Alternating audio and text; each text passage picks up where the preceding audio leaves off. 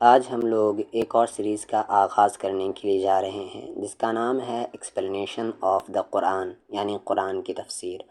اور اس کو میں نے بہت سارے تفاسیر سے اٹھایا ہے اور اپنا ایک نوٹس بنایا ہے اور اس کو آپ کے سامنے پیش کر رہا ہوں، جیسے تفسیر ابن کثیر، بیان القرآن، معارف القرآن، بہت ساری تفسیروں سے، احسن البیان سے، آسان تفسیر سے، بہت ساری تفسیروں کا مجموعہ ہے جس میں ہم قرآن کو ڈیٹیل میں سمجھیں گے۔ اگر آپ کو اردو نہیں بھی آتی ہے تو آپ آڈیو سنیں، اور اردو آتی ہے تو آپ اردو دیکھ کر پریکٹس کریں اور قرآن کی تفسیر سنیں۔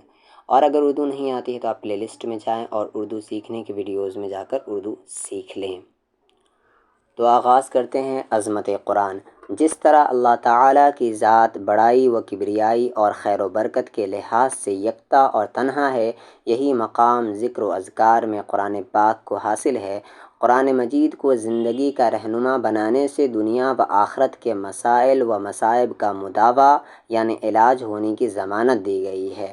ان اللہ یرفع بہذا الکتاب اقواما ویضع بہ آخرین، رواہ المسلم، کتاب صلاح المسافرین وقصرها۔ یقیناً اللہ تعالیٰ اس کتاب کے ذریعے قوموں کو بلند فرماتا ہے اور اسی کے سبب لوگوں کو ذلیل کرتا ہے۔ کتاب ہدایت کا تقاضا یہ ہے کہ اخلاص نیت کے ساتھ حتی المقدور یعنی جہاں تک بن پڑے اس کے ہر حکم اور ہدایت پر عمل کرنے کی کوشش کی جائے۔ کوئی فرد یا قوم مسلمان ہونے کے باوجود جان بوجھ کر اس کے کچھ احکامات چھوڑ دے اور صرف من پسند باتوں کو اختیار کرے تو اس سے نہ مسائل حل ہو پائیں گے اور نہ ہی مشکلات رفع ہوں گی، بلکہ اس منافقت اور دوغلے پن کی وجہ سے مسلمان دنیا میں ذلیل اور آخرت میں عذاب الہی میں مبتلا ہوں گے۔ کیا تم اس کتاب کے بعض احکامات کو تسلیم کرتے اور کچھ کا انکار کرتے ہو؟ تم میں سے جو یہ رویہ اختیار کرے گا اس کے لیے دنیا کی زندگی میں ذلت اور آخرت میں شدید عذاب ہوگا۔ اللہ تعالیٰ تمہارے اعمال سے غافل نہیں ہے۔ سورہ البقرہ آیت نمبر 85۔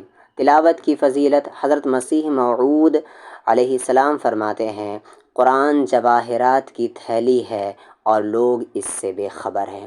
وہ لوگ خوش قسمت ہیں جو قرآن کریم کی تلاوت کرتے ہیں اور اسے بار بار پڑھتے ہیں، اس کی تعلیمات پر غور و فکر کرتے ہیں، اس سے رہنمائی اور نور حاصل کرتے ہیں، اس سے ملنے والے جواہرات سے اپنی جھولیاں بھرتے ہیں۔ اللہ تعالیٰ لوگوں کو قرآن کریم کی عظمت اور فضیلت کی طرف توجہ دلاتے ہوئے فرماتا ہے کہ یا ایہا الناس قد جاءتکم موعظۃ من ربکم وشفاء لما فی الصدور وہدی ورحمۃ للمؤمنین قل بفضل اللہ وبرحمتہ فبذلک فلیفرحوا هو خیر مما یجمعون۔ سورہ یونس آیت نمبر 58 سے 59۔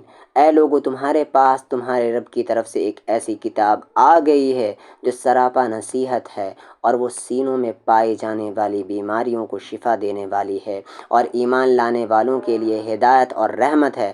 اے رسول صلی اللہ علیہ وسلم، لوگوں کو آگاہ کرو کہ یہ اللہ تعالیٰ کے فضل اور برکت سے عطا ہوئی ہے، بس اس نعمت کے حصول پر انہیں خوش ہونا چاہیے، کیونکہ یہ کتاب اس مال سے جو وہ جمع کر رہے ہیں کہیں بہتر ہے۔ آداب تلاوت۔ قرآن مجید کی تعلیم اور تلاوت خالصتاً اللہ کی رضا کے لیے ہو، جس میں ریاکاری کا دخل نہ ہو۔ نمبر 2، تلاوت۔ قرآن مجید کی تلاوت پر مداوت یعنی ہمیشگی کی جائے تاکہ بھولنے نہ پائے۔ یاد کرنے کے بعد اگر کوئی حصہ بھول جائے تو یہ نہ کہا جائے کہ میں بھول گیا، بلکہ کہا جائے کہ مجھے بھلا دیا گیا۔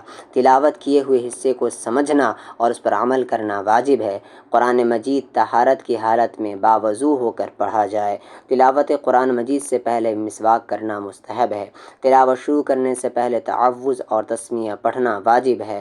قرآن مجید کو ٹھہر ٹھہر کر ترتیل کے ساتھ پڑھنا مستحب ہے، جبکہ جلدی جلدی پڑھنا مکروہ ہے۔ قرآن مجید کو خوبصورت آواز کے ساتھ پڑھنا مستحب ہے، جبکہ گانے کی آواز کے مشابہ آواز سے پڑھنا مکروہ ہے۔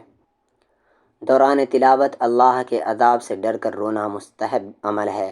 اگر سامنے قرآن پڑھا جا رہا ہو تو غور سے سننا فرض ہے۔ اگر کوئی خرابی لازم نہ آئے تو اونچی آواز سے تلاوت کرنا افضل ہے۔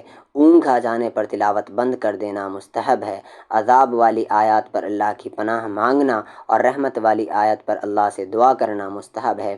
سجدہ والی آیات کی تلاوت کرتے وقت سجدہ تلاوت کرنا مسنون ہے۔ قرآن کو بطور تبرک چومنا یا آنکھوں پر لگانا مکروہ ہے۔ قرآنی آیات کو بطور تبرک دیواروں پر لکھنا یا تختی پر لکھ کر لٹکانا بھی مکروہ ہے۔